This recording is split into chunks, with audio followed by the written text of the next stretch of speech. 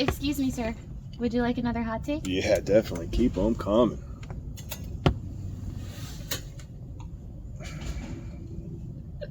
How's it going, guys? I hope you had a fantastic week. Let's go ahead and jump into our hot takes. First up, let's talk March Madness. I'm going to defend the selection committee. Their hands were tied with so many upsets in the conference championships and teams winning that probably weren't even going to make it. It really did tie their hands. I know my college, St. John's, they're one of the teams that really got hurt by this, and the Big East in general. And the only thing I really have to say about the selection committee was they did show that they favored the Big Five conferences. Think a team like TCU over St. John's. I would have preferred St. John's. I think they'd be much more dangerous, but the Big East only got three, and I think that was a huge mistake. But I do think Rick Pitino will get us right, and next year we'll be in the dance and solidly in the dance. So, people have been asking brackets, upset. I'm going to tell you because of all the upsets, I don't have any 12s, upsetting fives, anything like that. It's just one of those things that it's pretty chalk, unfortunately. So that's kind of my take on March Madness. Next hot take, the Steelers. I believe they are creating a quarterback mess in their room. What I mean by that, it's fantastic that they signed Russ for nothing. It's fantastic that they got Justin Fields for a sixth-round pick. But Russ is on a 1 year deal. In essence, Justin Fields is there for 1 year. What are you going to do? They both want to start. Definitely Russ's people, when they went there, they were probably guaranteed he's going to be the starter. Justin Fields will want to show that he can be a starter because then he can get paid next year.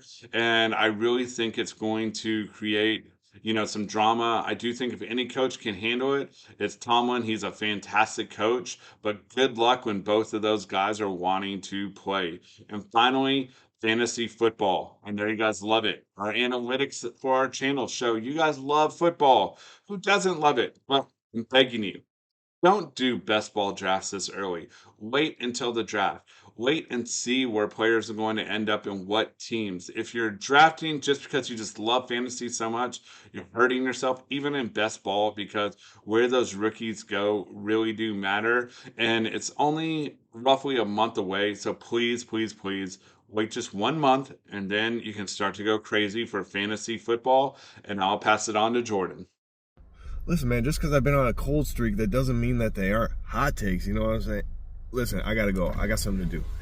I am back with my hot takes. And this week, we are doing some March Madness first impressions, just first glance at the bracket. And I'm taking Purdue will be the only #1 seed in the Final Four. You heard that right. If you're a UConn fan or a Houston fan or a University of North Carolina fan, well then get out, because better luck next year. This is not it this time.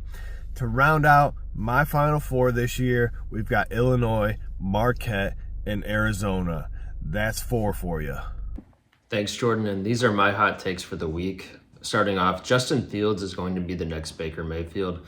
Fields got stuck into a similar situation as Mayfield, where they both had their team decide to move on from them when they were coming into their fifth-year option.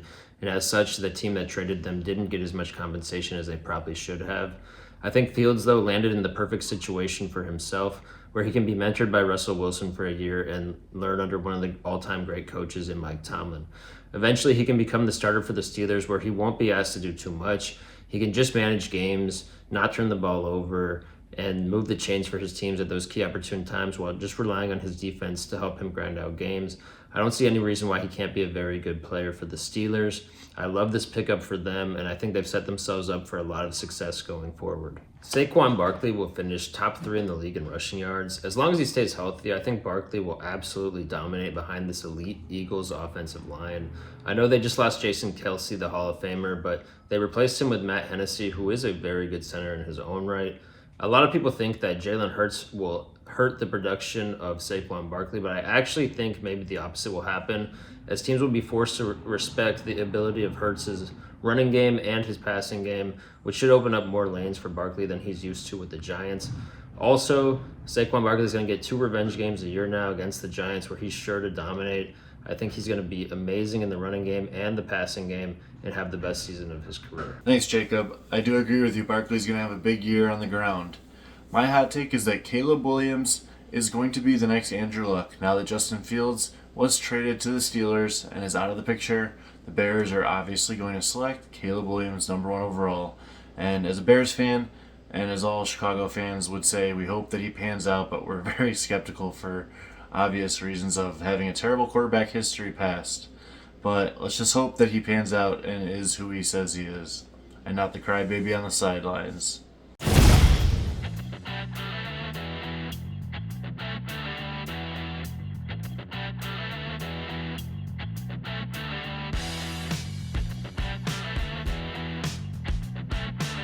This is a poker hand I played at 1-2 stakes at TCH in Austin, Texas. I raised with ace-jack of diamonds under the gun to $15 and 3 players called. The flop came 5-5-6 with 2 diamonds, and in this spot I can go either way. Sometimes I'm going to want to bet and sometimes I'm going to want to check. But here I decided to check, so I'll have some disguised flushes in my range and see what the other players want to do. The next to act takes a stab for $20, and both of the other players fold and I call. The turn is a 6, which double pairs the board. Overall, this is not a great card for me because if he had a 5 or a 6, I'm now drawing dead. But I'm still beating worse flush draws and any kind of random nonsense that he stabbed with on the flop. So when I check and he checks back, it's a good sign. I will likely have the winner here a good amount of the time. The river comes to 3, which doesn't change much. I check again trying to get the showdown, and he bets for about 1/3 sizing for $35. With the odds I'm getting here, I expect to be good often enough to make the call profitably, and he's basically representing a 5, which I don't know if he's going to always have that. I don't think he gets here with a 6, and this player type is going to arrive with a lot of hands that need to bluff. So I get sticky and make the call, and we are good versus Queen 3 offsuit. This is another hand from the same session. The under the gun player limps, under the gun +1 raises to $15. 4 players call, and I wake up in the big blind with pocket queens. I raise to $100, and surprisingly, only the limper calls. At this point, some alarm bells are starting to go off, as I can basically narrow his range to aces, kings, and ace-king. The flop comes 4-4-7. I still bet here for $75, and he calls, as I can still get value from ace-king on this flop, as he's not going to be able to fold for a small sizing. He calls, and the turn is a brick 2. I don't think betting accomplishes much here, as I think that ace-king will fold out, and kings and aces will continue. So I think if I bet here, I'm only getting called by better and all the worst hands fold. So I check, and when he checks back, it's very relieving. The river comes to 10, and I think I have the winner now, but I also don't think I'm going to be able to get value from ace-king, as he'll just fold. So I give him a chance to bluff, and I check, but he checks it back, and we do win versus ace-king. Okay, let's get into a poker hand. We are playing 1-2 at Choctaw. It limps to me, and I'm in the cutoff, and I look down at 7-6 of clubs, and I make it $5 straight, just trying to build the pot, knowing everyone will call, and it does, and we go 5 ways to a flop. The flop is the 10 of clubs, the 9 of spades, the 8 of diamonds. Big blind now bets out for 25. The low jack raises to 80. I flopped a straight. I don't want to see any more cards coming. So I go ahead and overbet and go all in for $333. It folds to the big blind, who now goes all in for less in the low jack snap call. So I'm hating it because it's a rainbow flop. We go to the turn, the ace of spades, and the river, the 5 of hearts. The big blind shows jack 7 off, and the low jack shows queen jack off. So we all flop straights, and the low jack scoops. Just terrible flop. Even if I raised more pre-flop, I really don't think I would have got queen jack out of there, having played a little bit with that player. So the only thing I can think is I raise less, but I mean on the turn, I just don't see a way where I'm not going broke unless I just really start picking up that we all flop straights. Just a sit cooler. 3 people flopping straights. That's the first time and only time I've ever seen that. Tell me what you guys would have done in this hand. Brian Thomas Jr. is a top 5 wide receiver prospect in the 2024 NFL Draft.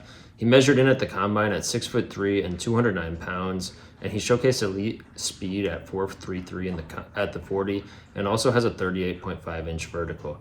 He had elite production last season with the LSU Tigers, where he had 17 receiving touchdowns and over 17 yards per catch. Thomas has elite separation ability and can high point balls and win contested catches as well. He also is hard to tackle in space and has a good ability to create after the catch and get yak. Overall, his elite speed makes defenders have to respect him, which allows him to get open at a high rate. He also should become an elite option in the red zone at the next level as well. Overall, I have him as a late first round grade, and I think Thomas will go to an NFL team that will be very happy with the production he gives them. Troy Franklin of Oregon is another good wide receiver prospect in this draft class. He's 6'2" and can run a 4.35 40, and he can jump 39 inches. He is small though at only 170 pounds, and he'll probably need to add some weight at the next level to be able to withstand the big hits over a 17-game season. Franklin has elite speed and is unguardable in relaxed man coverage. He often forces defenses to double team him to contain his big play threat. He showcases a good ability to get open across the middle of the field as well, and despite his small frame, he can do the dirty work. He needs to improve in areas of his game as well. When he is pressed by the corner, he often isn't able to win those matchups and release quickly enough to get open, and he isn't the best blocker in space and gets beat by corners off blocks more often than you'd like. He also won't be able to break many tackles as his small frame makes it hard for him to get away from defenders that are bigger than him. Overall, at the next level, his coaches will have to find creative ways to get him open and give him free releases. And if they do so, he'll be able to get open and be a problem for NFL defenses. He should be able to be a deep play threat right away at the next level. And I think he'll become a good starting NFL receiver and be able to make an impact in the league. Ladd McConkey is a good wide receiver prospect out of Georgia. He has elite speed at 4.39, and on the tape you can tell he plays just as fast on the field as well. McConkey has never had elite production in college, as his best season was only 762 receiving yards. However, McConkey's game projects well to the NFL as he is an elite route runner who knows how to get open and can run every route you ask of him. Defenders are forced to respect his elite speed, and he is often able to break off his routes to get open. He's also good at finding the holes in the zone and making good catches on the sideline, and he projects to be a very good slot receiver in the NFL. He isn't the most physical receiver, so I don't know if he'll be able to separate against press coverage on the outside, and he also won't break many tackles in catch and run situations. Overall, I think McConkey will be a very solid player in the NFL who could become a quarterback's best friend as he knows how to get open and move the chains often. He has home run speed, which will be respected by safeties, and with the right coaching and the right situation, I think he'll do very well at the next level. You want that plastic working come Miller time? You know, I can foresee a lot of possible outcomes to this thing, and not a single one of them involves Miller time. PMA. Positive mental attitude. Welcome to Miller Time. I'm Kevin Miller with The Degenerate Gambling Life. And before I get into Miller Time, make sure you guys hit that subscribe and like button for us. We appreciate it. And without further ado, let's get into Miller Time. Alright, I'm going to go over a few more big moves that happened on the offensive side of the ball. First, Keenan Allen was traded from the Chargers to the Bears. Good move for Chicago. They now have two very reliable veterans in Keenan Allen and DJ Moore. And at the time of the trade, it looked like, Fields is set up to have these weapons. Are they gonna buy in on Fields? Are they setting Caleb up? What's going on? But I liked the move for the Bears to get a second very good receiver. It's been a long time, maybe since Brandon Marshall and Alshon Jeffrey, the last time the Bears had a strong duo like DJ Moore and Keenan Allen. So I think it's a big move for the Bears. Second big move not long after the Keenan Allen trade was the Justin Fields trade to the Steelers.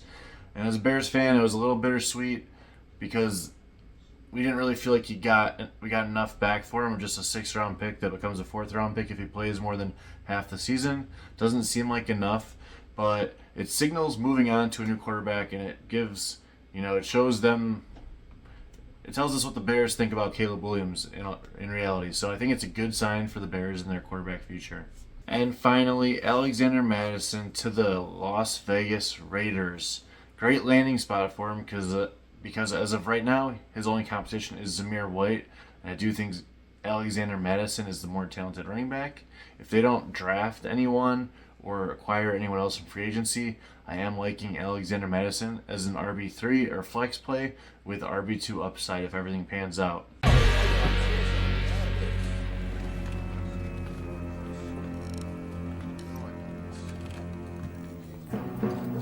soccer hooligans.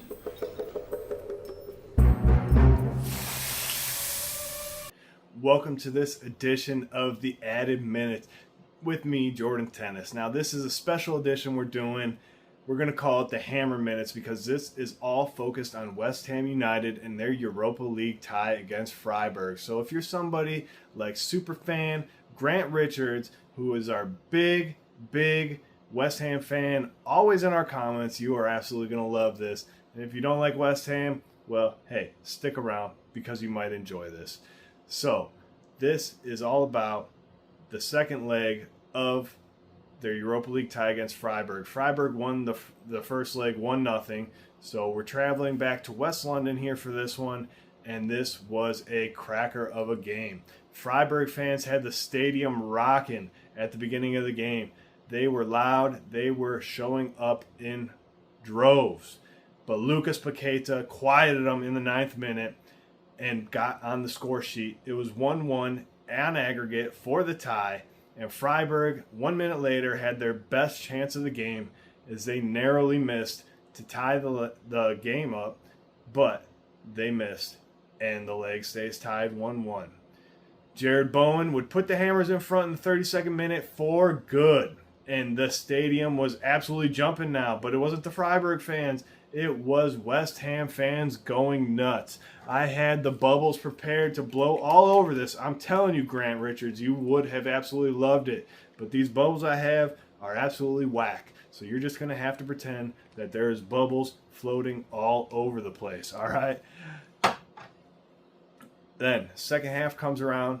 Aaron Cresswell, in the 53rd minute, puts the game to bed as he puts West Ham up 3-0 on the day and 3-1 on aggregate. And that wasn't enough for West Ham as they brought out the big hammer.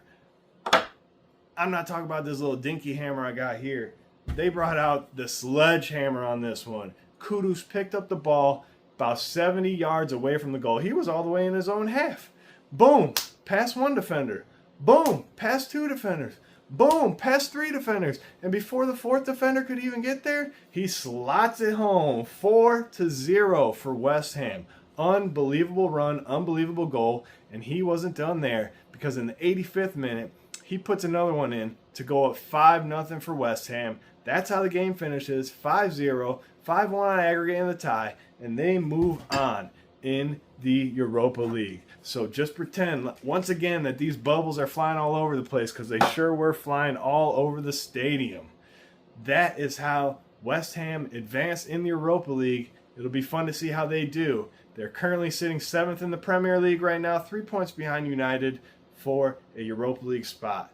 But I hope you guys enjoyed this edition of the Added Minutes, and we will catch you. I hope you enjoyed this edition of the Hammer Minutes. We will catch you next week.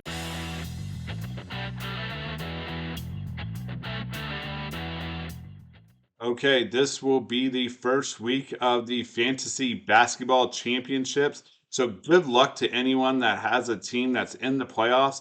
I made it in all 3 of my leagues and got 2 buys in 2 of them. So good luck. Please make sure you're staying on top of the players that are out, and good luck. Let's jump into some fantasy baseball now. First player we're going to talk about is Nestor Cortez, New York Yankees starting pitcher. He's available in 40% of leagues. If you're drafting him, look for him in those late rounds. Before last season, his 2 seasons ERA prior to that was 2.61, more than a K per 9, and solid whip. So this is a very solid player. And he's one that actual few capable pitchers the Yankees have right now while everyone's injured, and he'll rack up some wins. So look to add him. Next, Sal Frick on the Milwaukee Brewers outfielder. Probably said the last name wrong. He's available in 79% of leagues. And he's a guy that I really like, especially he's going undrafted. So if you haven't drafted yet, look at him in those later rounds. He's a first-round pick in 2021. So he's fairly young. In his first season in the big leagues, he gave you a 246 batting average. So that was really good in only 200 at-bats, and he'll only get better. And he definitely offers you an easy 20 home runs, and 20 stolen bases upside. So that's an outfielder that if you're in deep leagues or you're looking for a player that would offer you really good upside in those later rounds, look for Sal on the Milwaukee Brewers. And finally, we're going to talk Jose Leclerc, Texas Rangers relief pitcher. It was said today he will be the closer starting, and he's available in 24% of leagues, and he's getting drafted fairly late if you're drafting. On average, the 14th round. I expect that to climb, but he's still going to be in those later rounds and not premier. So this is a pitcher, and especially when you're looking to get saves later, that you should look to target. His ERA last year was 2.68. A 1.14 whip, which, that's good. You can work with that. And 10.6 K per nine. So he'll give you strikeouts, pretty good ERA and whip, and he'll get you those saves. So if you're waiting to get your closer later, this is someone you definitely should target. We are going to have our next meetup game. We're going to do it in Shreveport. We'll be in Shreveport, the whole team, April 5th through the 7th. We're going to have a meetup game at the Horseshoe Casino, 1 p.m., April 6th. Come out, say hi to us. You can talk fantasy, play some poker with us, anything you'd like to discuss. If you haven't yet, please hit that like, comment, and subscribe button, and we'll see you guys next week.